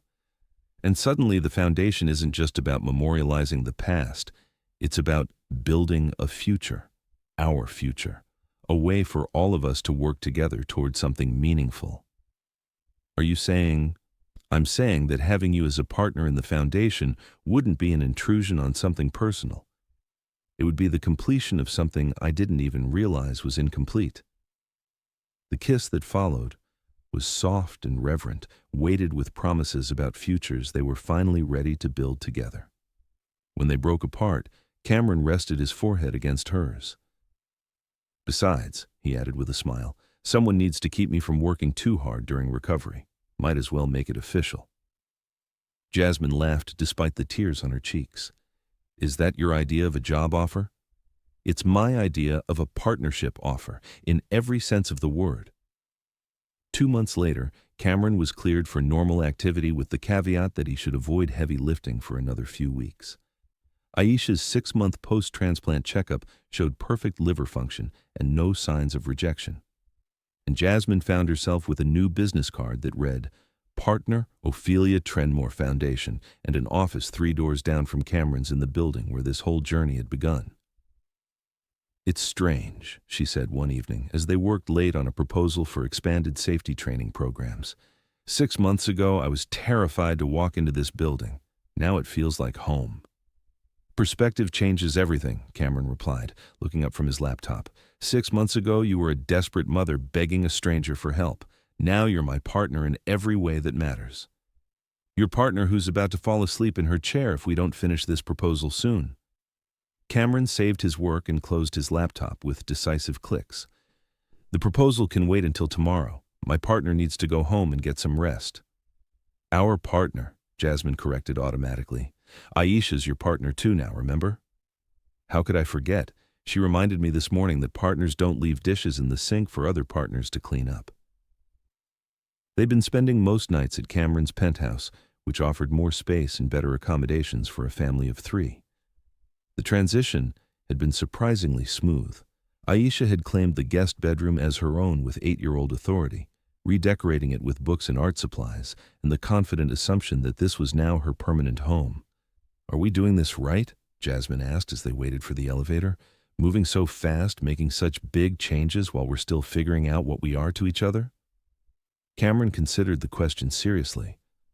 I think we're doing what feels right for us in our specific circumstances with our particular history.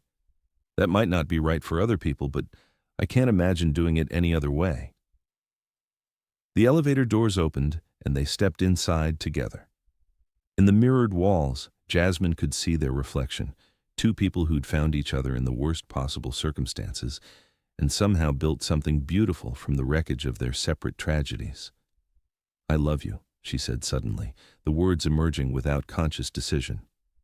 I love you too. Cameron's response was immediate and certain. Both of you, more than I ever thought I could love anything again. Even when we're falling asleep in office chairs and arguing about household chores and trying to figure out how to be a family without an instruction manual. Especially then. The elevator reached the parking garage, but neither of them moved to exit when the doors opened. Cameron? When all this started, when I first walked into your office, I thought I was asking you to save Aisha's life. You were. But somewhere along the way, you saved mine too. And I think maybe I saved yours as well. Cameron's arm tightened around her waist, pulling her closer in the small elevator space. You did more than save it, he said quietly. You gave me a life worth living again. You gave me a family, a purpose, a future I'd stopped believing was possible. So we're even then. We're family, Cameron corrected, which means we'll spend the rest of our lives saving each other in small ways every single day. The elevator doors started to close, and Cameron reached out to hold them open. "Ready to go home?" he asked.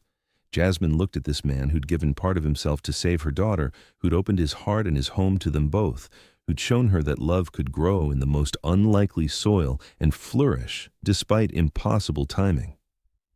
"With you? Always." And as they walked together toward the car that would take them home to Aisha and the life they'd built from hope and sacrifice and the courage to love again, Jasmine knew with absolute certainty that some fairy tales were worth waiting for. Even the ones that began with lawsuits and ended with liver transplants. Even the ones that required you to lose everything before you could find what you'd been searching for all along. Chapter 5. But love stories, even the most beautiful ones, aren't immune to the complications of real life. 3 weeks into their new routine of shared dinners and bedtime stories and the comfortable domesticity of building a life together, reality delivered its next challenge in the form of a phone call that changed everything. Cameron answered his cell phone while helping Aisha with homework at the kitchen island, expecting another foundation-related call about workplace safety protocols. Instead, he found himself listening to his attorney's voice, delivering news that made his blood run cold. "There's been an accident at the Portland construction site. Same subcontractor we worked with 3 years ago. 2 workers injured, 1 critically." Cameron's face went pale as he listened, and Jasmine looked up from the dinner she was preparing, immediately sensing the shift in atmosphere. "How bad?" Cameron asked quietly, turning away from Aisha's curious gaze. "Bad enough that the families are already talking about lawsuits. Bad enough that reporters are making connections to the Ophelia situation. Cameron, this could destroy everything you've built with the foundation, all the goodwill, all the progress, if it looks like you haven't actually changed anything." The call continued for another 10 minutes, during which Cameron's expression grew increasingly grim. When he finally hung up, Jasmine could see the weight of old guilt settling back onto his shoulders like a familiar coat. "What happened?" she asked quietly. Cameron glanced toward Aisha, who was still focused on her math worksheet, then gestured for Jasmine to follow him into the living room where they could speak privately. "Construction accident, same company that built the project where Ophelia died. Same safety protocols I thought had been improved. 2 workers injured, possibly because of corners cut to meet deadline pressures I approved." Jasmine felt her stomach drop. "You think you're responsible?" "I don't know. Maybe. Probably." Cameron ran his hands through his silver hair, the gesture achingly familiar from their early hospital meetings. "The worst part is, I thought I'd learned something. I thought the foundation, the safety initiatives, all of it actually meant something. But if I'm still making the same mistakes—" "You don't know that you are." Jasmine's voice was firm despite her own growing concern. "You don't know what happened or why. You don't even know if the injuries were related to safety protocol failures or just accidents that happened despite everyone's best efforts." "Don't I?" Cameron's blue eyes were dark with self-recrimination. "Jasmine, what if I haven't changed at all? What if I'm still the same man who prioritized profits over people, who ignored safety concerns because dealing with them was inconvenient?" The pain in his voice made her chest ache. This was the guilt she'd seen him carry for 3 years, the self-doubt that lived beneath his confidence and generosity.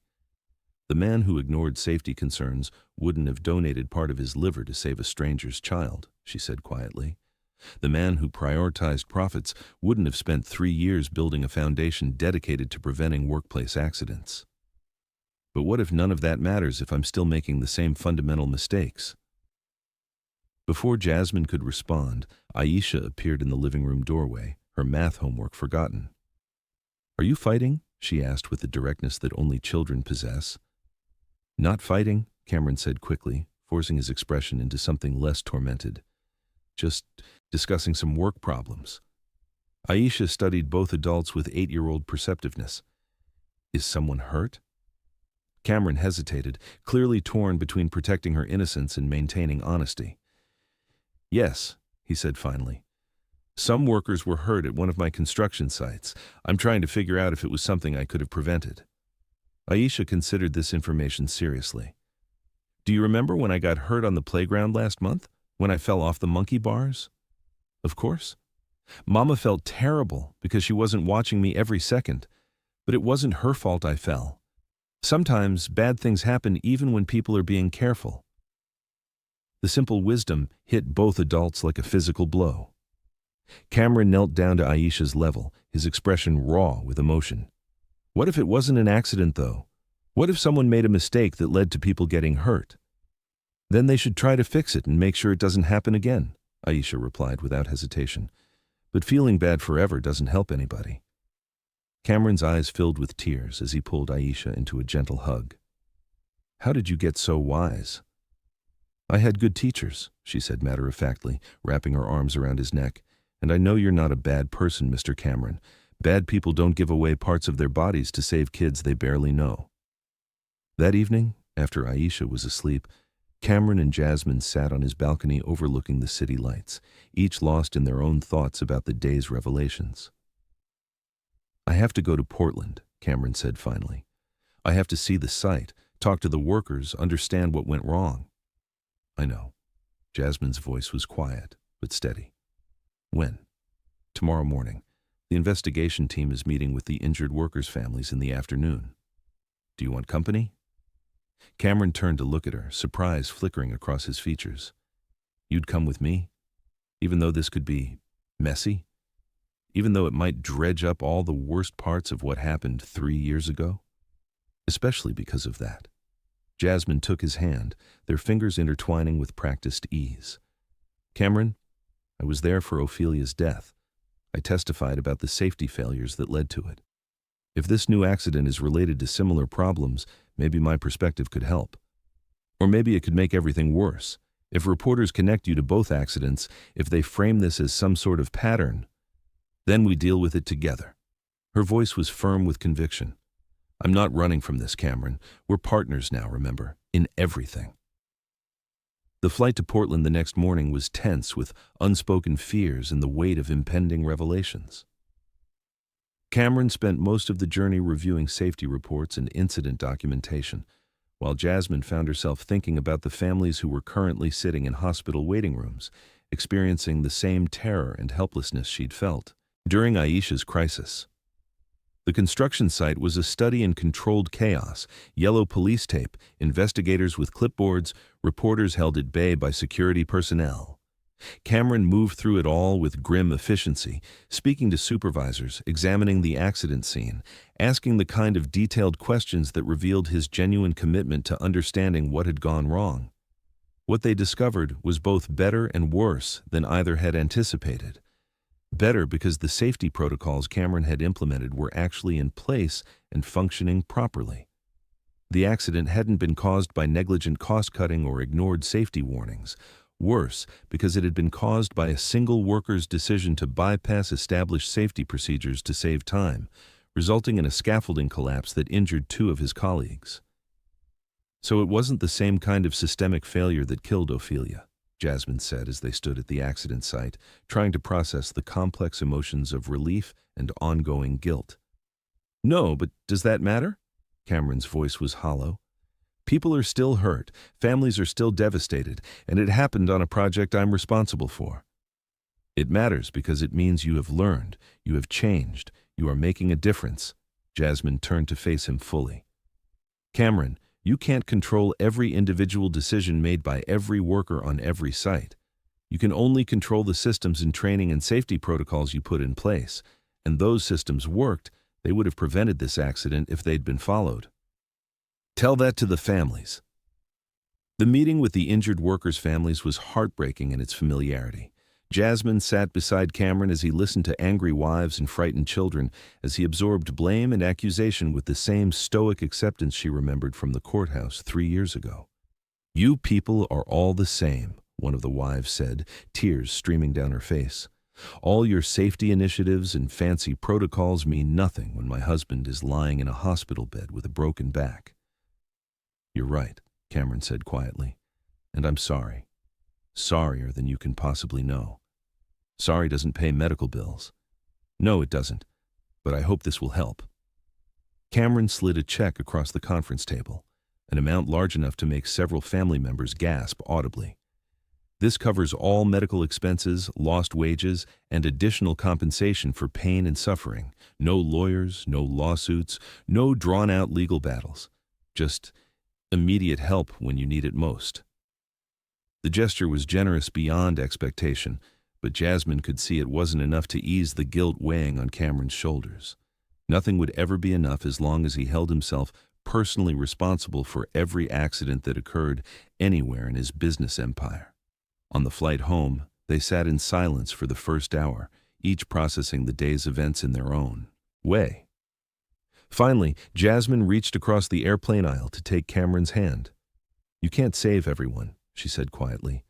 "I can try." "At what cost?"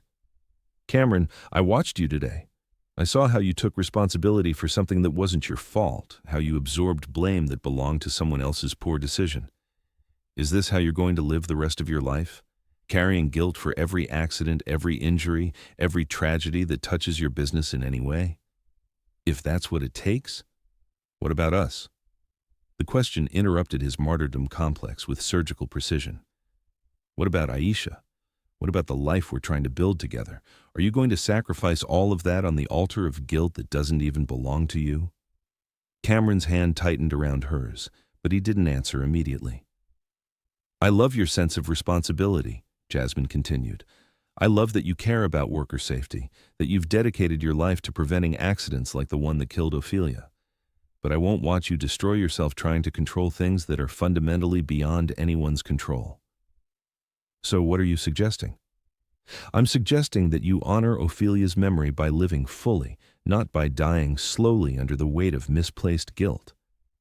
I'm suggesting that the best way to make her death meaningful is to build something beautiful with the life you still have." They were quiet for the remainder of the flight, but Jasmine could sense something shifting in Cameron's understanding of his own responsibility and limitations. The conversation wasn't finished, would probably continue for months or years as they navigated the complex intersection of personal guilt and professional accountability. But it was a beginning. When they arrived home, Aisha greeted them at the door with the enthusiastic energy of a child who'd missed her parents during a long day at school. "How were the hurt workers?" she asked immediately. "They're going to be okay," Cameron said, lifting her into a gentle hug. "It'll take time, but they're going to heal." "Good. Are you going to be okay too?" The question was simple, but it carried the weight of 8-year-old wisdom that cut straight to the heart of adult complications. "I'm going to try," Cameron said honestly. "Trying is good," Aisha replied with confident certainty. "Mama says that's all anyone can do. Try their best and love the people who matter most." That night, after Aisha was asleep and the dishes were done and the mundane routines of family life had reasserted their comforting normalcy, Cameron and Jasmine found themselves back on the balcony, looking out at the city lights that had witnessed so much of their journey together. "I've been thinking about what you said on the plane," Cameron said quietly. "And? You're right. About the guilt, about trying to control things that can't be controlled, about sacrificing our future to mistakes from the past." He turned to face her, his blue eyes steady despite the vulnerability in his voice. "I don't want to be that man anymore. The one who carries other people's guilt because he's afraid to believe he deserves happiness. What do you want to be instead?" Cameron considered the question seriously. "A man who learns from mistakes without being defined by them. A partner who contributes to solutions without taking responsibility for every problem. A father who teaches Aisha that loving people means supporting them, not trying to control every aspect of their safety." "That sounds like a man I could build a life with," Jasmine said softly, "even if he sometimes backslides into guilt spirals and martyr complexes. Especially then. Someone has to be around to remind him that he's human, not superhuman." Cameron pulled her closer, his arms wrapping around her waist as they stood together on the balcony overlooking their city. "I have something to ask you," he said, his voice carrying a weight that made her pulse quicken. "What?" Instead of answering immediately, Cameron stepped back and dropped to one knee, pulling a small velvet box from his pocket with hands that trembled slightly. "Jasmine Matthews," he said, his voice rough with emotion. 6 months ago, you walked into my office and asked me to save your daughter's life. What I didn't expect was that you'd end up saving mine as well." Jasmine's hand flew to her mouth as tears sprang to her eyes. "You taught me that love isn't about controlling people or protecting them from every possible harm. It's about showing up for each other, about choosing each other every day despite the risks and complications and impossibility of guaranteeing anyone's safety. He opened the box to reveal a ring that was beautiful in its simplicity, a solitaire diamond surrounded by smaller stones that caught the light like stars. Will you marry me? Will you officially become my partner in everything? The foundation, this family we've built, this messy, complicated, beautiful life we're creating together? Yes, Jasmine whispered, then said it again, louder. Yes, absolutely yes. The ring slipped onto her finger like it had been designed specifically for her hand, and when Cameron stood to kiss her, Jasmine tasted salt water and joy and the promise of all their tomorrows. We should tell Aisha, she said against his lips. Tell Aisha what? Came a small voice from the balcony doorway. They turned to find Aisha standing in her pajamas, hair tousled from sleep, looking at them with curious eyes. Tell Aisha that Mr. Cameron asked me to marry him, Jasmine said, holding out her hand to show the ring. Aisha's face lit up with pure joy. Does this mean he's officially my daddy now? If you want me to be, Cameron said seriously, kneeling down to her level. I've wanted you to be my daddy since the day we met, Aisha replied matter-of-factly. I just didn't want to rush you into it. Cameron laughed despite the tears in his eyes. Well, I'm ready now if you are. I'm ready.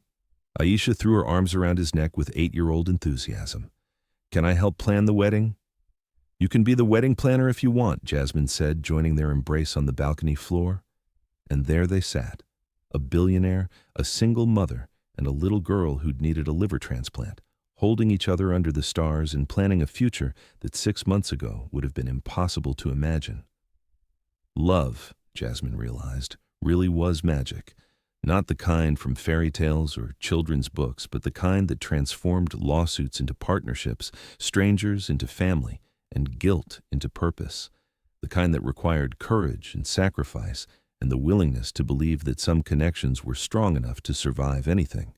6 months later, on a crisp October morning that painted the world in shades of gold and crimson, Jasmine stood in the bridal suite of Metropolitan General Hospital's chapel, adjusting her simple white dress and marveling at the journey that had brought her to this moment. The chapel itself was small and intimate, filled with late-morning sunlight streaming through stained glass windows that cast rainbow patterns across wooden pews.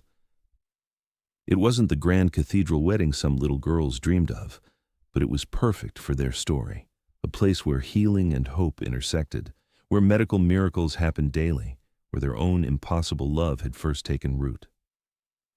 You look beautiful, Mama, Aisha said from her position beside the mirror, resplendent in her flower girl dress the color of autumn leaves. Thank you, sweetheart. You look pretty amazing yourself. Aisha beamed with 9-year-old pride. True to her word, she had taken her role as wedding planner seriously, insisting on fall colors, readings about love and family, and a menu that included both adults' favorite foods and enough pizza to keep the younger guests happy. Are you nervous? Aisha asked, adjusting her small bouquet with careful precision. A little, Jasmine admitted. Good nervous or scared nervous? Good nervous, the kind that means something important is about to happen. That's the best kind of nervous, Aisha declared with the authority of someone who'd survived major surgery and lived to tell about it. A soft knock on the door interrupted their conversation, and Jalen peeked his head inside. Ready, ladies? Your groom is starting to pace in front of the altar, which usually means it's time to get this show started. Jasmine took one last look in the mirror, hardly recognizing the radiant woman staring back at her. This wasn't the exhausted, desperate single mother who'd walked into Cameron's office 8 months ago. This was a woman who'd learned to accept help, to trust in love, to believe in futures that seemed impossible until they became inevitable. I'm ready, she said. The processional music began as they made their way to the chapel entrance. Through the doorway, Jasmine could see their gathered friends and family, colleagues from the foundation, medical staff who'd cared for both Cameron and Aisha during their recoveries, neighbors who'd become extended family during the months of building their life together. And at the altar, looking impossibly handsome in his dark suit and silver tie, stood Cameron. His blue eyes met hers across the chapel space, and his smile was radiant enough to power the entire hospital. Aisha walked down the aisle first, scattering rose petals with the serious concentration of someone entrusted with an important job. Then, Jalen offered Jasmine his arm, and together they began the walk toward Cameron and their future. "You sure about this?" Jalen murmured as they made their way between the pews. "More sure than I've ever been about anything," Jasmine replied. Cameron's face as she approached was a study in wonder and gratitude and love so profound it took her breath away. When Jalen placed her hand in Cameron's and stepped back, Jasmine felt the rightness of the moment settle into her bones, like coming home after a long journey. "Dearly beloved," Judge Patricia Coleman began, her voice warm with affection for the couple she'd watched navigate legal complexities and medical crises to reach this moment. "We are gathered today to witness the union of two souls who found each other in the most unlikely circumstances and chose to build something beautiful from the ashes of loss and the courage of hope."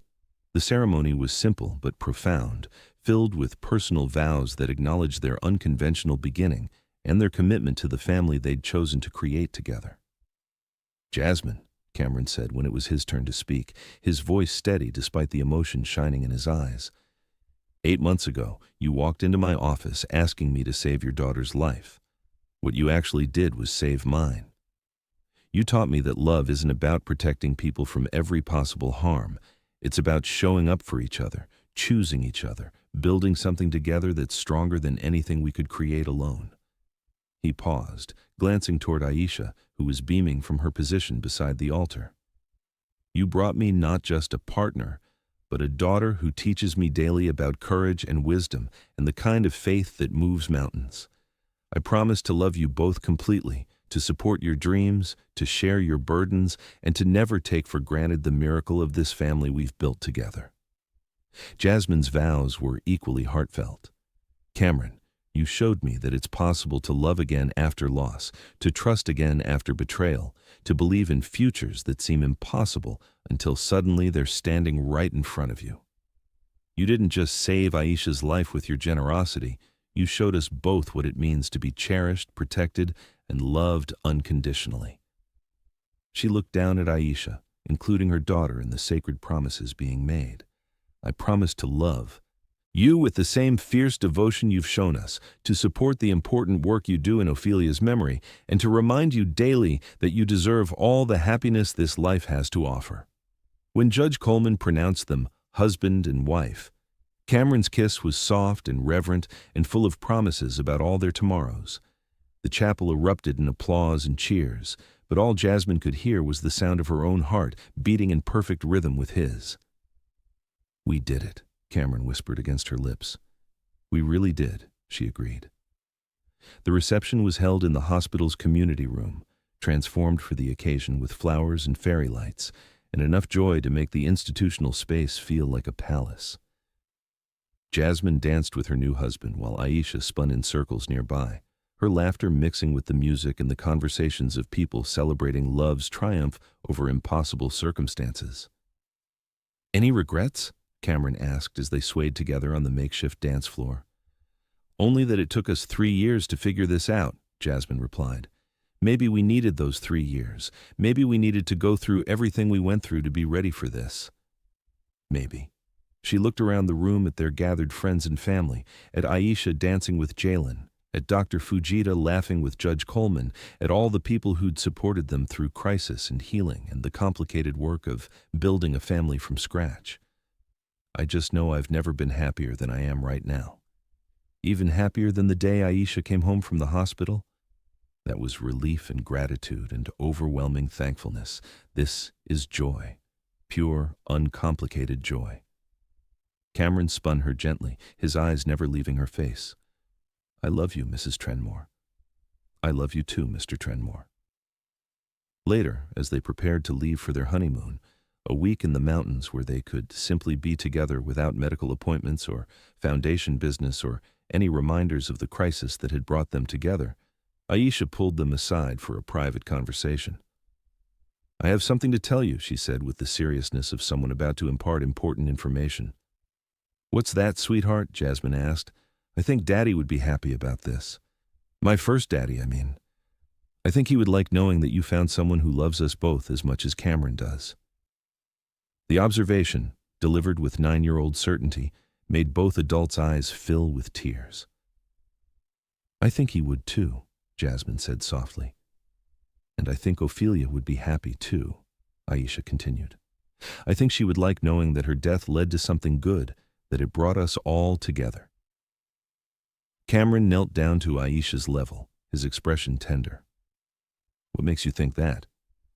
"Because that's how love works. It doesn't end when people die. It just changes shape. And sometimes it grows into new kinds of love that help other people heal." The wisdom of a child who'd faced mortality and chosen hope left both adults speechless.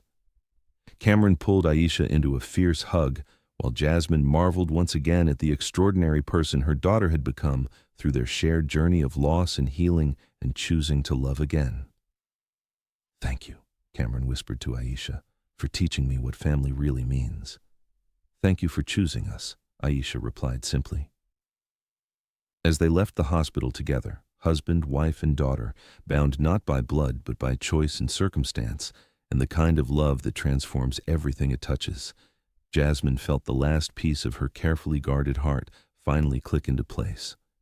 They walked out into the crisp October evening, past the parking garage where Cameron had first offered to drive her for coffee, past the coffee shop where they'd first acknowledged their impossible attraction, past all the places where their love had grown, despite timing and circumstances, and every rational reason to keep their distance.